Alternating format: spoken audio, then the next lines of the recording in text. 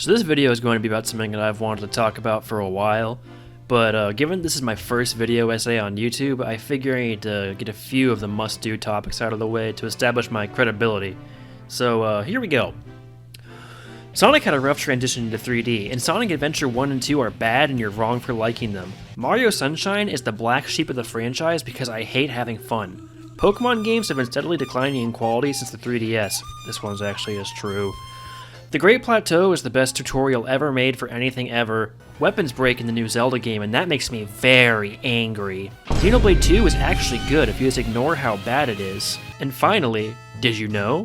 Super Mario Bros. 2, as we know it in America, is actually just a reskin of the Japanese game, Doki Doki Literature Club. Okay, now that I'm a seasoned video essayist making thousands of dollars per month on Patreon, I can move on to today's topic. I can't say that I remember exactly how I found out about the Pokemon Nuzlocke challenge, but I do remember that when I found out about it around 2013, I was ecstatic. It took the A-button mashing cakewalk that was Pokemon and turned it into an intense game of resource management with tough decisions to make all throughout, all to ensure that your team could make it to the end. It felt a lot like I was playing XCOM but on my 3DS. Never since my early childhood had I ever felt so attached to the Pokemon that I was using. Suddenly that wasn't just the annoying scatterbug I ran into in Sandloon Forest, it was Clyde, the Vivian who never left my team from the moment I caught him, who entered the Hall of Fame as the sole survivor of an absolute massacre.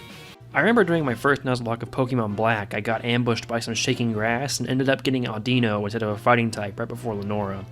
I was frustrated, so I named him Heck in all caps with an asterisk in place of the E, because it was 2015 and that was what was funny.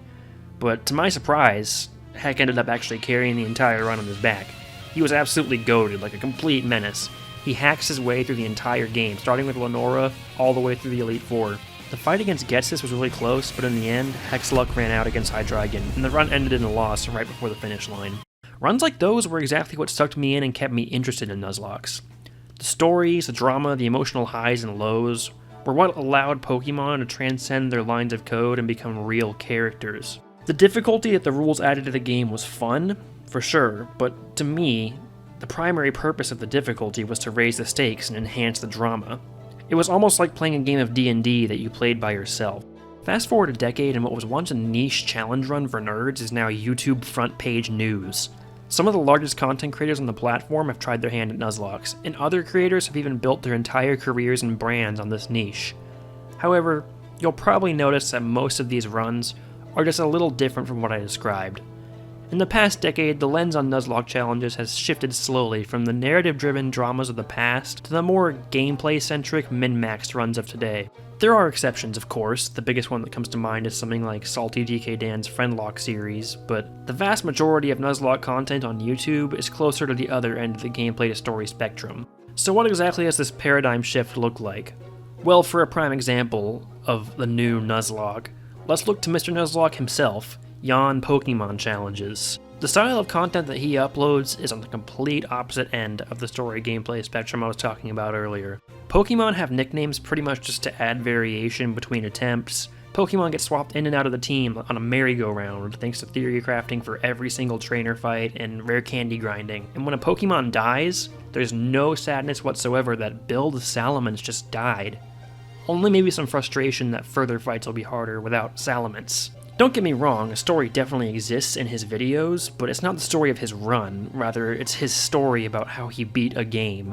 You aren't watching the video because of the drama unfolding through gameplay, you're watching because Jan is good at Pokemon, and he's telling the story of how he beat a really hard game. And don't get me wrong, that's still cool. All of this isn't to say that this kind of content is bad. Not at all. It's different from what I prefer, but at the end of the day, it's no different than doing any other challenge. It's fun to push the limitations of what's possible in a game, whether that's through self-imposed rules, a speedrun, or competitive play. And Pokemon is a prime candidate for this stuff because it's a mechanically dense and interesting game when you're fighting against competent opponents or under strict enough rules. But let's just throw all that out the window and pretend for a second that I actually did just hate these more serious Nuzlockes. Like, I'm absolutely fuming. If I see someone mention Emerald Kaizo on the timeline, my day is ruined. There are shadowy apparitions of Pokemon challenges standing in the corner of my room at night, floating around my bed, muttering about calcs and damage rolls. So in a fit of rage, I march up to the Nuzlocke HQ and demand that the CEO of Nuzlocking requires all these people to go back to making story-driven Nuzlockes with organic drama created through gameplay the way God intended. Even then, my complaints would just fall on deaf ears, because the problem is, they can't go back to that. I said earlier that Pokemon was a mechanically deep and interesting game, and this is kind of a half-truth. In competitive Pokemon, whether that's Smogon 6v6 or the official VGC format, there's always going to be a human element to that depth. You, as the player, have the knowledge of all the mechanics and depth to build a strategy, but you usually can't always just do the same thing and win, because your opponent is also a human with all that same knowledge of Pokemon's mechanical depth. They have their own strategies, and also they have the ability to figure out your strategy and play around it. It's a constant back and forth, and it makes competitive Pokemon really interesting to play and watch. The problem with Nuzlockes, however, is that it's just you versus the AI. You have all of the knowledge of game mechanics and strategy, but now you also have the advantage of knowing your opponent's team in advance, and with enough game knowledge, you even know exactly what they're going to do and when.